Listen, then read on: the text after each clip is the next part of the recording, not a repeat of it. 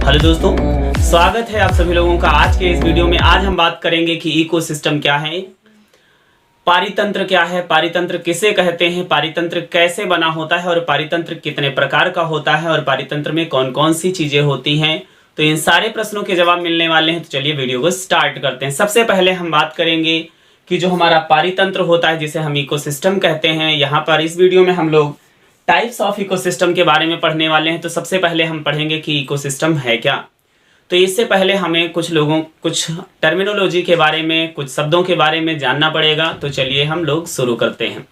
सबसे पहले हम बात करेंगे कि जो हमारा इंडिविजुअल होता है जिसे हम व्यष्टि कहते हैं, ये व्यष्टि क्या होता है। देखिए, किसी भी वातावरण में, किसी भी जगह पर अगर हम बात करें कि व्यष्टि क्या होता है, देखिए कोई भी पौधा, एक सिंगल पौधा वो एक व्यष्टि है, कोई सिंगल जीवधारी एक व्यष्टि है। व्यष्टि का मतलब ये होता है, जैसे आप हमें अकेला खड़ा हुआ देख रहे हैं, हम इंडिविजुअली हैं, अकेले हैं तो व्यष्टि हैं। ठीक उसी प्रकार से अगर आप अकेले खड़े हुए हैं, अकेले बैठे हुए हैं तो आप भी एक व्यष्टि का काम करते हैं, व्यष्टि हैं, जिसे इंडिविजुअल कहते हैं। अगर हम बात करें कि फिर समष्टि किसको कहते हैं, पॉपुलेशन किसे कहते हैं, तो आप सभी जानते हैं कि एक से अधिक या उसी तरह के बहुत सारे जो इंडिविजुअल हों या दूसरे तरह के कई ग्रुप ऑफ इंडिविजुअल हों, मतलब उन इंडिविजुअल के बहुत सारे ग्रुप हों या दूसरे इंडिविजुअल या दूसरे जीवों के कई ग्रुप हों, तो उसे हम पॉपुलेशन कहते हैं। जैसे मान लीजिए कि एक भीड़ है, उसमें 100 व्यक्ति खड़े हैं, तो वहां पर हर एक व्यक्ति अगर अलग खड़ा किया जाएगा तो उसे हम इंडिविजुअल कहेंगे, व्यष्टि कहेंगे। लेकिन अगर हम उस भीड़ के माध्यम से देखें, उस भीड़ के रूप में देखें, तो उसे हम समष्टि कहते हैं, पॉपुलेशन कहते हैं। तो चलिए अब हम बात करेंगे पॉपुलेशन। आपने समझ लिया, पॉपुलेशन का मतलब होता है आबादी, जिसे हम समष्टि कहते हैं। तो यहाँ पर हम बात करेंगे कि किसी भी क्षेत्र की, किसी भी राज्य की, किसी भी प्रदेश की, किसी भी राष्ट्र की जो क्लाइमेटिक कंडीशन होती है, वहां पर पाए जाने वाले फ्लोरा एंड फौना पर डिपेंडेंट होती हैं। फ्लोरा और फौना का मतलब होता है हमारे वहाँ के पेड़ पौधे, हमारे वहाँ की जीव जातियाँ जो होती हैं, जीव जंतु जो होते हैं, उनके आधार पर हमारी वातावरणीय दशाएं जो होती हैं निर्भर होती हैं। और वहाँ पर किसी क्षेत्र में, किसी विशेष क्षेत्र में पाई जाने वाली जो वातावरणीय दशाएं होती हैं, उसी के अनुरूप वहाँ के जीवधारी उत्पन्न होते हैं। इस प्रकार से आप समझ सकते हैं कि किसी भी क्षेत्र, किसी भी भूमंडल में जीवों का जो हमारे जैवीय घटक होते हैं, अबायोटिक फैक्टर होते हैं, कंपोनेंट्स होते हैं, इनका जो अबायोटिक कंपोनेंट्स यानी कि जो ये बायोटिक कंपोनेंट्स है, इनका अबायोटिक कंपोनेंट का जो संगठन होता है, इसी को हम लोग इकोसिस्टम कहते हैं। क्या कहते हैं? इकोसिस्टम कहते हैं। तो यहाँ पर हम लोगों ने सीखा कि व्यष्टि क्या होता है, समष्टि क्या होता है, और अगर हमने ये भी सीखा कि किसी प्रदेश की जो जीवीय समुदाय व जो हमारे अजैवीय कह सकते हैं वातावरण होता है, इसके संबंध को किसी भी देश के, किसी भी क्षेत्र के जो जैवीय समुदाय होते हैं, जो जीवित चीजें होती हैं, और जो अजैवीय घटक होते हैं, जो निर्जीव चीजें होती हैं, निर्जीव वस्तुएं होती हैं, उनका जो संबंध होता है, उसी को हम लोग क्या कहते हैं? इकोसिस्टम कहते हैं। कहने का मतलब ये है कि इस वातावरण में जितने भी जीव जंतु हैं और जितनी भी निर्जीव वस्तुएं हैं, वो एक दूसरे के साथ किसी ना किसी संबंध रूप में जुड़ी हुई हैं। तो उसी को हम क्या कहते हैं? उस जोड़ को, उस संबंध को, उस रिलेशन को हम लोग इकोसिस्टम कहते हैं। अब हम बात करेंगे जो इकोसिस्टम होता है, इकोसिस्टम शब्द का प्रयोग किसने करा था? तो इकोसिस्टम शब्द का प्रयोग सबसे पहले एजे टेंसले ने किया था। किसने किया था? एजी टेंसले ने किया था। एजी टेंसले ने 1945 में किया था। अब यहाँ पर हम बात करेंगे कि जो हमारी जलवायु होती है, जो आवास होते हैं, जो यहाँ पर जैवीय समुदाय होते हैं, किसी भी क्षेत्र के, किसी भी भूमंडल के जो जैवीय समुदाय होते हैं, वहाँ का आवास होता है, वहाँ की कह सकते हैं जो जलवायु होती है, उसके आधार पर हमारे इकोसिस्टम कई प्रकार के होते हैं। टाइप्स ऑफ इकोसिस्टम की अगर हम बात करें तो यहाँ पर आप देख रहे हैं टाइप्स ऑफ इकोसिस्टम मीन्स पारितंत्र कितने प्रकार का होता है। तो पारितंत्र आप देख रहे हैं मेनली यहाँ पर दो भागों में बांटा गया है। एक तो नेचुरल इकोसिस्टम होता है जिसे हम प्राकृतिक पारितंत्र कहते हैं, और दूसरा हमारा आर्टिफिशियल इकोसिस्टम होता है जिसे हम कृत्रिम पारितंत्र कहते हैं। ये जो हमारा कृत्रिम पारितंत्र होता है, ये दो, इसमें आप देख रहे हैं ये मनुष्य यानी कि मैन मेड होता है, मैन मेड में हमारा एक क्रॉपलैंड इकोसिस्टम भी आता है। क्रॉपलैंड इकोसिस्टम में क्या होता है, जैसे कोई किसान है, उसने खेत उगाया या खेत में फसल उगाई, तो उसमें खरपतवार या कीटों को उसको कंट्रोल रखेगा, तो वो भी हमारा मैन मेड होता है। यहाँ पर आप देख रहे हैं, तो यहाँ पर भी आप जोड़ सकते हैं कि जो हमारा आर्टिफिशियल होता है वो क्रॉपलैंड इकोसिस्टम होता है। क्या होता है? क्रॉपलैंड इकोसिस्टम होता है। क्रॉपलैंड इकोसिस्टम ये भी हमारा आर्टिफिशियल इकोसिस्टम है, मैन मेड इकोसिस्टम है। यहाँ पर जल जीवशाला आप जान रहे हैं, जिसे हम एक्वेरियम कहते हैं, जैसे उसमें मछली पालना, बहुत सारे जलीय जीवों को पालना, ये सब मैन मेड होता है, आर्टिफिशियल होता है। इसके बाद यहाँ पर आप देख रहे हैं अंतरिक्ष मीन्स जब कोई एस्ट्रोनॉट होता है अंतरिक्ष यान में जाता है तो वहाँ पर सब्जियाँ, फल और इस तरह के कुछ पौधे उगा लेता है, तो वो क्या कहलाती हैं, उसको हम लोग आर्टिफिशियल इकोसिस्टम कहते हैं। मतलब वो अपना एक अलग का क्लाइमेटिक कंडीशन क्रिएट करता है, एक अलग की जलवायु उत्पन्न करता है, तो ये सब भी संभव हो पाता है इकोसिस्टम के कारण। तो इस प्रकार से हमारा ये आर्टिफिशियल इकोसिस्टम जो यहाँ पर आप देख रहे हैं, जिसे जल जीवशाला कहा गया है, और दूसरा क्रॉपलैंड इकोसिस्टम है, तीसरा अंतरिक्ष इकोसिस्टम है।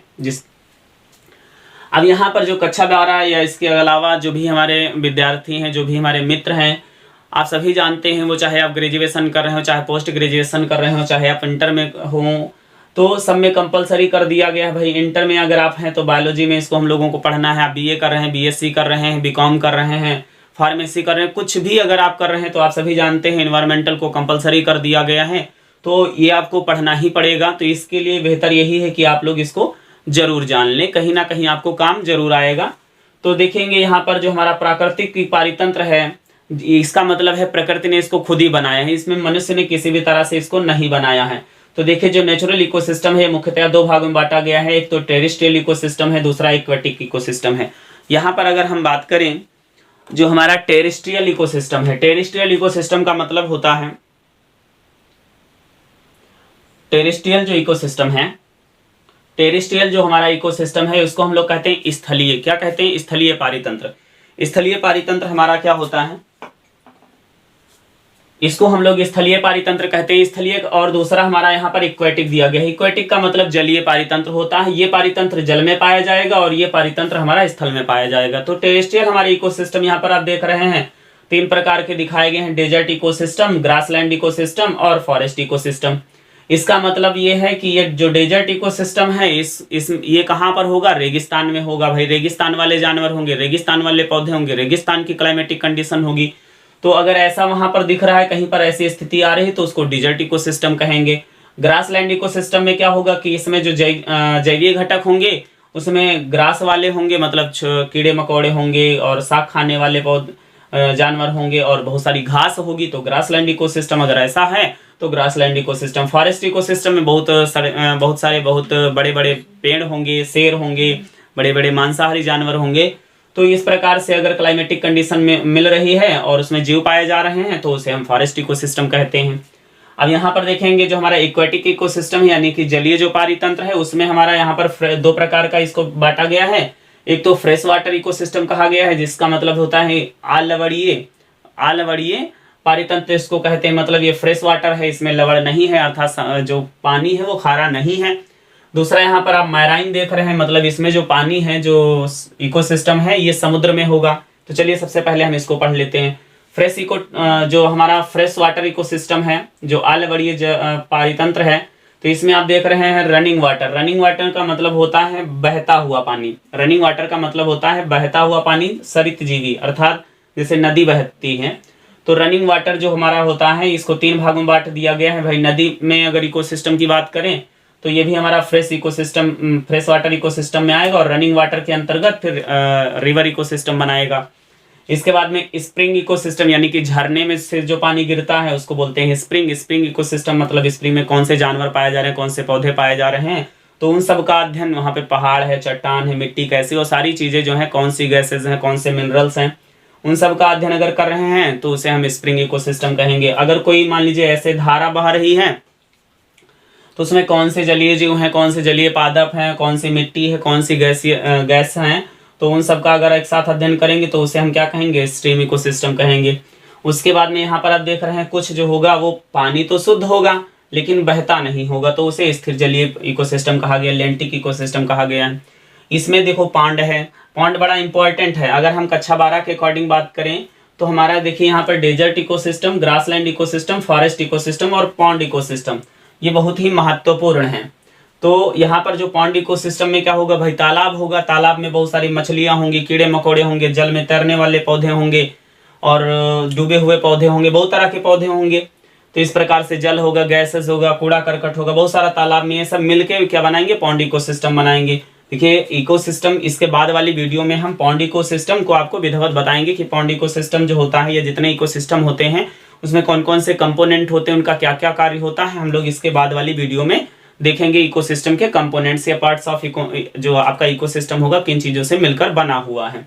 तो पॉन्ड इकोसिस्टम हो गया, लेक इकोसिस्टम मतलब झील वाला पारितंत्र, स्वयं मतलब दलदल वाला पारितंत्र। अब देखिए यहाँ पर छूट गया था मैराइन, यानी समुद्र में कौन सा इकोसिस्टम पाया जाता है, तो ओशियन, ओशियन इकोसिस्टम होता है। सी इकोसिस्टम होता है एस्चुरी, यानी कि जो मुख जहाँ से नदियाँ जो है कहते हैं जो मिलती हैं, तो वहाँ पर भी एक सिस्टम बनता है, तो इसको हम लोग इस इकोसिस्टम कहते हैं। तो इस प्रकार से टाइप्स ऑफ इकोसिस्टम हम लोगों ने पढ़ लिया कि इकोसिस्टम कितने प्रकार के होते हैं और इकोसिस्टम क्या होता है। देखिए इकोसिस्टम को एक बार फिर से आपको बता दें कि किसी भी जो प्रदेश होता है, किसी भी प्रदेश में जो जैवीय समुदाय होते हैं या किसी भी क्षेत्र में जो जैवीय समुदाय होते हैं उनका अजैवीय घटकों के साथ जो संबंध होता है, उसी संबंध को हम लोग क्या कहते हैं, इकोसिस्टम कहते हैं, इकोसिस्टम कहते हैं। और इकोसिस्टम शब्द जो है, इकोसिस्टम जो वर्ड है, जो टर्म है, वो सबसे पहले यूज किया गया था किसके द्वारा, एजी टेंसले के द्वारा 1945 में। तो आप लोगों को ये जानकारी कैसी लगी?